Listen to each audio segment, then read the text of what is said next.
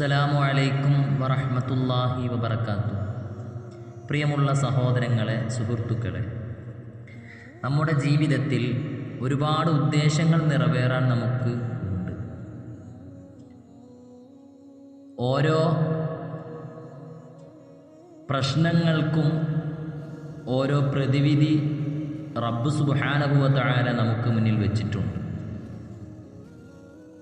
ദുനിയാവിൽ ജീവിക്കുന്ന കാലമെത്രത്തോളം ഓരോ മനുഷ്യർക്കും അവരുടെ കാര്യങ്ങൾ വളരെ എളുപ്പത്തിൽ നടക്കാൻ ഒരുപാട് പ്രതിവിധികൾ നമ്മളെല്ലാവരും തേടുന്നതാണ്. നിത്യമായി കൊണ്ട് നമ്മുടെ ജീവിതത്തിൽ ഒരുപാട് പ്രോബ്ലംസ് വരുന്ന സമയത്ത് അതിൻ്റെ സൊല്യൂഷനായി, അതിൻ്റെ പ്രതിവിധിയായി മഹാന്മാർ രേഖപ്പെടുത്തി വച്ചിരിക്കുന്ന ദിക്റുകളും ദുആകളും നമ്മൾ പതിവാക്കാറുണ്ട്. അത്തരത്തിൽ നമ്മുടെ പ്രശ്നങ്ങൾക്കുള്ള പരിഹാരം, അതുപോലെ ഉദ്ദേശങ്ങൾ നിറവേറാൻ വേണ്ടിക്കൊണ്ട് നമ്മുടെ എന്തെല്ലാം മുറാദുകളുണ്ടോ, ഉദ്ദേശങ്ങളുണ്ടോ, അത് തീപാറും രൂപത്തിൽ വേഗത്തിൽ ഉദ്ദേശം പൂവണിയുന്നതാണ്. ഈ ഒരു ചെറിയ ദിക്ർ നമ്മളെല്ലാവരും പതിവാക്കുക. അല്ലാഹു സ്വമദ് എന്ന ദിക്റാണ് നമ്മൾ പതിവാക്കേണ്ടത്. അല്ലാഹു സ്വമദ് എന്നുള്ള ആ ദിക്ർ, അതിൻ്റെ അർത്ഥം തന്നെ ആരെയും ആശ്രയിക്കാത്തവൻ എന്നാണ്. സൂറത്തുൽ ഇഖ്ലാസിലെ 2-ാമത്തെ ആയത്ത് നമുക്ക് നോക്കിയാൽ കാണാം, ഖുൽ ഹു അല്ലാഹു അഹദ് അല്ലാഹു സ്വമദ്. ആ അല്ലാഹു സ്വമദ് എന്നുള്ളതിൻ്റെ അർത്ഥം തന്നെ ആരെയും ആശ്രയിക്കാത്തവൻ എന്നാണ്. ഈ ദിക്ർ നാം എല്ലാവരും ദിനംപ്രതി 1000 തവണ ചൊല്ലുകയും അതിനുശേഷം 11 സ്വലാത്ത് മുത്തുനബി സ്വല്ലല്ലാഹു അലൈഹി വസല്ലമ തങ്ങളുടെ പേരിൽ നാം ചൊല്ലുകയും ചെയ്താൽ, ആ 11 സ്വലാത്ത് എന്നുള്ളത് നമുക്ക് അറിയാവുന്ന ഇഷ്ടമുള്ള സ്വലാത്തായാലും കുഴപ്പമില്ല, ഏത് സ്വലാത്ത് ചൊല്ലിയാലും നമുക്ക് കുഴപ്പമില്ല. അത് ചൊല്ലുക, നല്ല ഉദ്ദേശത്തോടുകൂടെ നമ്മുടെ കാര്യങ്ങളൊക്കെ നിറവേറണം എന്ന ഉദ്ദേശത്തോടുകൂടെ നമ്മൾ ചൊല്ലിയാലാണ്, പോസിറ്റീവ് മൈൻഡിലൂടെ നമ്മൾ ചൊല്ലിയാലാണ് അതിന് അല്ലാഹു സുബ്ഹാനഹു വ തആല നമുക്ക് ഉത്തരം നൽകുക. ഇൻഷാ അല്ലാഹ് എല്ലാവരും ജീവിതത്തിൽ അത് ഉപയോഗപ്പെടുത്തുക, പ്രയോജനപ്പെടുത്തുക. ചൊല്ലുമ്പോൾ ചില കാര്യങ്ങൾ നമ്മൾ ഓർക്കേണ്ടതുണ്ട്, ശ്രദ്ധിക്കേണ്ടതുണ്ട്.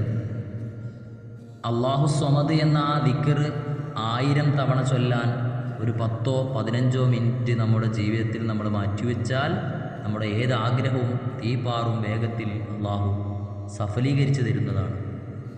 അതുപോലെ നമുക്കിഷ്ടമുള്ള സൗകര്യം നോക്കി നമുക്ക് ചൊല്ലാം. ആർത്തവമുള്ള സ്ത്രീകളൊക്കെ, മെൻസസ്സുള്ള സ്ത്രീകളൊക്കെ നല്ല ഉദ്ദേശത്തോടു കൂടെ ദിക്റാണെന്ന നിലക്ക് അത് ചൊല്ലാം. ഒറ്റ ഇരിപ്പിൽ തന്നെ ചൊല്ലി തീർക്കണം എന്നില്ല. ഒറ്റ സമയം കൊണ്ട് ചൊല്ലി തീർക്കലാണ് നല്ലത് എന്ന് മഹാന്മാർ രേഖപ്പെടുത്തിയിട്ടുണ്ട്. അതുപോലെ അല്ലാഹു സ്വമദ് എന്നാണ്.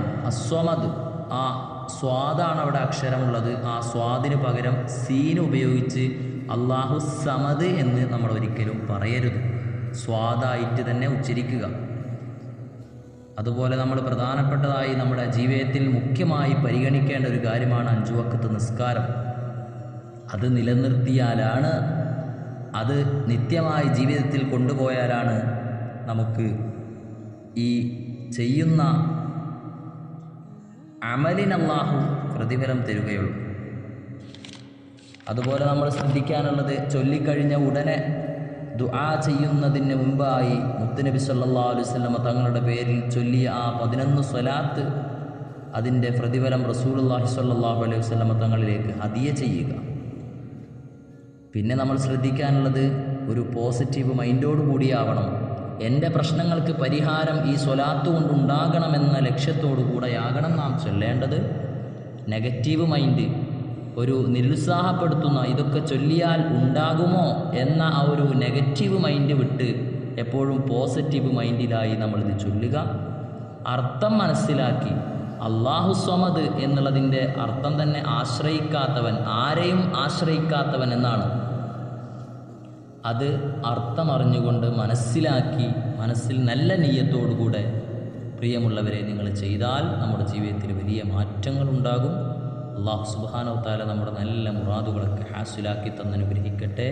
എല്ലാവരും പതിവാക്കുക, ജീവിതത്തിൽ നിത്യമായി കൊണ്ടുപോവുക. അസ്സലാമു അലൈക്കും വറഹ്മത്തുള്ളാഹി വബറകാതുഹു.